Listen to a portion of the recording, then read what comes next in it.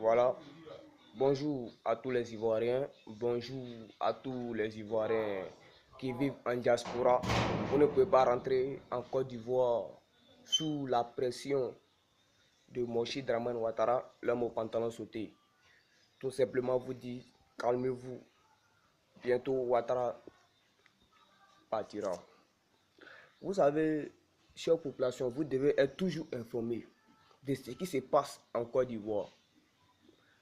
N'en voulez pas aux militaires. Les militaires qui travaillent à la garde présidentielle. Ne les en voulez pas. Parce que tout ce qui se passe dans le palais, ils ne peuvent pas parler de ça. Parce que s'ils parlent de ça, de un, on peut les tuer. De deux, ils peuvent être renvoyés de leur boulot. Donc, raison pour laquelle ils ne peuvent pas parler. Donc moi, je suis là pour informer la population de Côte d'Ivoire. Ce que Ouattara fait, Ouattara tue tous les jours les enfants de la Côte d'Ivoire. Les enfants de Félix Houphouët-Boigny. Vous ne comprenez pas pourquoi tous les jours il dit Alassane c'est un menteur, c'est un voleur, c'est un criminel. Je vais vous dire pourquoi il dit Ouattara c'est un criminel. Vous connaissez Blé Charles. Blé Charles a fait les études aux États-Unis. Et quand il est revenu à Abidjan, c'est à lui que Gbagbo a chargé l'administration ivoirienne en informatique. Après la chute de Laurent Gbagbo, l'administration ivoirienne lui devait 500 millions.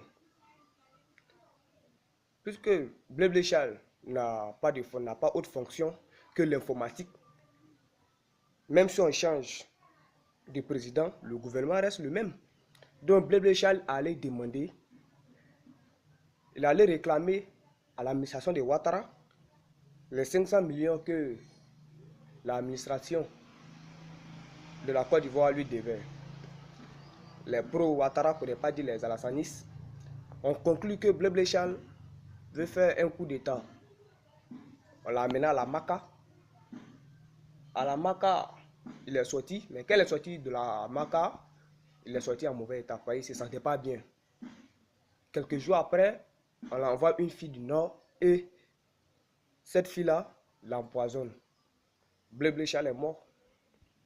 Voici un autre cas. Dagobert Banjo. Dagobert Banjo a tout simplement dit à Ouattara que Ouattara ne touche pas le foncier rural, c'est-à-dire la question des terres de l'Ouest. Donc Ouattara a vu que ce que Banjo dit, ce sont des choses qu'il ne doit pas dire. Puisque à l'Ouest, les villages entiers, les Burkinabés sont allés s'installer à l'Ouest. Si vous avez remarqué, en 2010, il y a beaucoup, pendant les votes, l'Ouest, tout le monde était surpris de voir que l'Ouest a fait plus de 98% ou 99% de votes. Parce que ce sont les gens de Gbagbo qui sont là, les guerriers. Et les guerriers aussi sont tués tous les jours à cause de leurs terres. Donc, Ouattara a trouvé que ce que Banjo disait, lui, ça ne l'arrangeait pas. S'il laisse Banjo, Banjo va finir par révéler que ce sont les Burkinabés qui sont là-bas. Ouattara a invité Banjo à un dîner et il l'a empoisonné. Aujourd'hui, là, il vous parle là. Ça fait 2 ans, il souffre du cancer du cerveau. 2 ans. Dagobert Banjo. C'est de lui que je vous parle. Maintenant, un autre cas encore. Zadi Kessi. Zadi Kessi a tout simplement refusé la formation du RDR et du Nord décidée par Ouattara. Il a tout simplement refusé. Qu'est-ce que Ouattara va faire? Ouattara l'invite au palais à un dîner et c'est là-bas on l'empoisonne. Il est mort. Aujourd'hui, on ne parle plus de lui. Un autre cas encore. Tono Laï. Tono Laï, c'est un agent de Ouattara. C'est à lui que Ouattara a remis l'argent qu'il part témoigner sur Gbagbo Laurent. Que c'est lui, il est l'assassin de qui est fait le journaliste.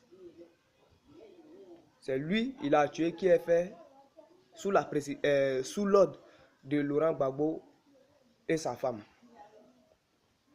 Il allait, les Français l'ont enfermé, mais les auditeurs ne comprenaient pas. Ils l'ont mis en prison, mais ils ne comprenaient pas. Quand Ouattara a pris le pouvoir, on relâche Tono Oulaï. Puisque le travail est fini, il faut qu'il rentre pour venir prendre son salaire. Ouattara le nomme colonel. Sans vérification. Vous voyez. Donc, chers Ivoiriens, vous devez être informés de tout ce qui se passe dans votre pays, la Côte d'Ivoire. On ne peut pas vous cacher des choses comme ça. Et moi, je suis là pour ça. Et puis, j'aimerais dire aussi aux personnes que ce que Gbagbo a enrichi, ce que Laurent Gbagbo a laissé des milliards pour combattre Ouattara pour sa libération. Il y a des personnes que moi je connais. Hein. Ils sont installés au Ghana, ils sont installés au Bénin, au Sénégal. Ils sont assis là-bas tranquilles. Il y en a même qui vont voir les marabouts du Bénin et disent que ah, monsieur le marabout, est-ce que tu peux voir tes génies pour qu'ils fassent que Laurent Gbagbo meure en prison là-bas puisqu'il est vieux? Parce que l'argent qu'il m'a laissé là, ah, s'il sort là, il n'a pas fait son travail, c'est qu'il m'a demandé de faire là, il n'a pas fait. S'il sort là, ah, il y a drain, hein, il va avoir des comptes à lui rendre.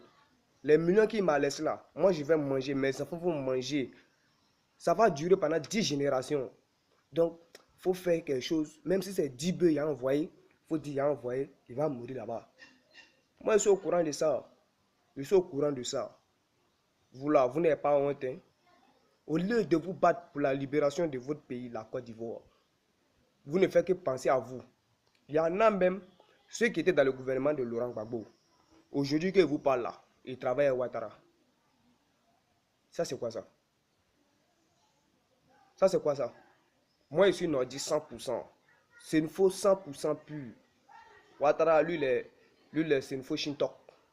C'est sa maman qui vient du nord. Sinon, son papa vient du Burkina Faso, de Saint-Dou. Donc, lui, c'est un truc Shintok. C'est un nordiste Shintok. Voilà. Donc, c'est cette révélation-là que je voulais vous faire. Vous pouvez envoyer les gars des PJ venir m'assassiner. Voilà. Mais moi, là, je vais toujours parler client. Si vous êtes fâché là, payez Chingom et pendez-vous. Chingom là, c'est pas cher. C'est différent. C'était carton noir. Ciao, ciao.